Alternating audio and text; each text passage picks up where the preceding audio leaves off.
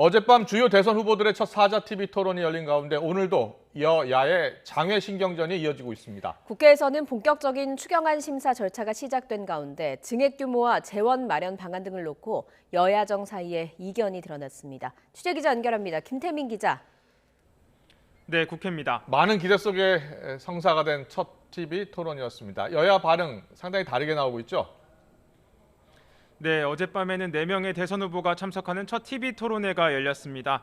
네 후보는 부동산, 외교안보, 경제 등의 주제로 2시간 동안 열띤 공방을 벌였는데요.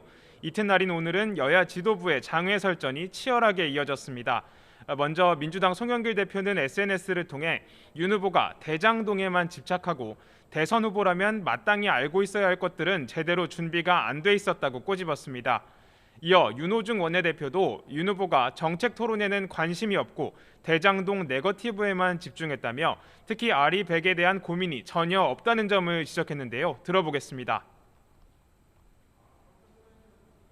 이 100번 양보를 해서 이야기를 하더라도 알리백에 대한 이 고민이 전혀 없었다라고 하는 건 정말 심각합니다. 이 대선 후보가 알리백 자체를 모른다는 것은 충격이었습니다. 반대로 국민의힘 이준석 대표는 오늘 아침 라디오에 출연해 윤 후보는 기대치를 뛰어넘는 토론을 벌인 반면 이재명 후보는 대장동 논란에 대해 부담감을 느끼고 위축된 자세를 보였다고 평가했습니다. 김기현 원내대표 역시 이 후보가 대장동 논란에 동문서답, 억지 궤변으로 일관했다고 비판했는데요. 이어서 들어보겠습니다. 답변을 회피하고 억지 궤변으로 일관하고 지도자다운 의남은 없이 그저 상대방을 함정에 빠뜨리기 위한 얄팍한 언어 유희를 보여주었을 뿐입니다. 대통령은 현란한 말솜씨를 뽐내는 자리가 아닙니다. 어제 토론은 전초전 성격이 강했던 만큼 서로를 향한 결정적 한방이 없었다는 평가도 나오는 가운데 앞으로 남은 3차례의 법정 토론도 주목되고 있습니다. 네, 이재명, 윤석열 두 후보는 오늘 어떤 일정을 소화했습니까? 네, 먼저 민주당 이재명 후보는 오늘 오전 한국 천주교 주교회의 의장을 맡고 있는 이용훈 마티아 주교를 예방했습니다. 이어 오후에는 당사에서 우리 동네 공약을 공개했는데요. 대선 과정에서 기초 지자체 단위의 공약을 내놓는 건 이번이 처음입니다. 이 후보는 전국 226개 시군구별 맞춤형 공약을 발표하면서 정치의 시작은 지역이고 지역에서 주민의 삶을 지키는 게 무엇보다 우선돼야 한다고 강조했습니다. 국민의힘 윤석열 후보는 오늘 오전엔 공개 일정 없이 정책 공약 점검에 주력했습니다. 어젯밤 늦은 시간까지 토론이 이어진 만큼 외부 활동 없이 앞으로 내놓을 정책 내용을 더욱 세밀하게 가다듬었습니다. 이어 조금 전에는 농업경영인협회가 주관하는 농업정책 비전 발표에 참석했는데요. 이 자리에는 이재명 후보를 비롯해 정의당 심상정, 국민의당 안철수 후보도 모두 모였습니다.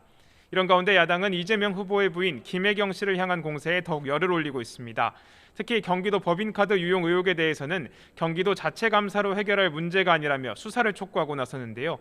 김기현 원내대표는 현재 경기도청 감사관은 이 후보가 도지사 시절 임명한 인물이라며 셀프 감사이자 쇼로 시간을 끌겠다는 것이라고 지적했습니다. 이내 이재명 후보는 부인과 관련된 과잉 의존 논란은 모두 자신의 불찰이라며 면목이 없다고 거듭 고개를 숙였습니다. 그러면서 논란에 대해 국민께 사과드린다며 감사와 수사가 개시된 이후 그 결과에 상응하는 책임을 충분히 지고 이런 일이 재발하지 않도록 관리하겠다고 덧붙였습니다. 그리고 국회는 오늘부터 본격적인 추경안 심사 절차에 돌입했다고요? 네, 정부가 연초에 제출한 14조 원 규모의 추경안 심사가 오늘부터 국회에서 본격 시작됐습니다. 여야는 오늘 오전 국회 기획재정위원회와 산업통상자원 중소벤처기업위원회를 각각 열고 추경안을 상정했는데요. 추경 재원 마련 방안과 확대 규모, 또 코로나로 피해를 입은 소상공인에 대한 지원 액수 등을 두고 논의가 이루어졌습니다. 일단 여야 모두 추경 규모 확대에는 동의하고 있지만 방법론에는 차이를 보였는데요.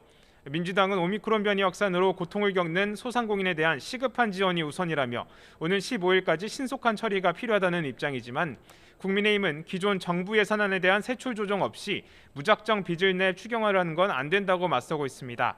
하지만 오늘 국회 기재위에 출석한 홍남기 부총리는 여야가 합의한다 해도 정부가 편성한 14조 원 규모의 추경을 확대하긴 어렵다며 부정적 입장을 밝혔는데요. 들어보겠습니다. 저는 쉽게 동의하지 않겠습니다. 그거는 증액에 대해서는 여야 합의에 구속되기보다는 그는 뭐 정부에도 행정부의 나름대로 그런 판단이 같이 고려가 돼야 된다고 생각을 합니다. 이에 대해 민주당 이재명 후보는 홍 부총리의 이런 발언을 두고 월권이라고 강하게 비판하며 책임을 물어야 할 정도의 심각한 발언이라고 날을 세우기도 했습니다. 이처럼 추경안 논의 첫날부터 여야는 물론 정부의 입장도 서로 팽팽히 맞서는 가운데 앞으로의 논의 과정이 주목됩니다. 지금까지 국회에서 YTN 김태민입니다.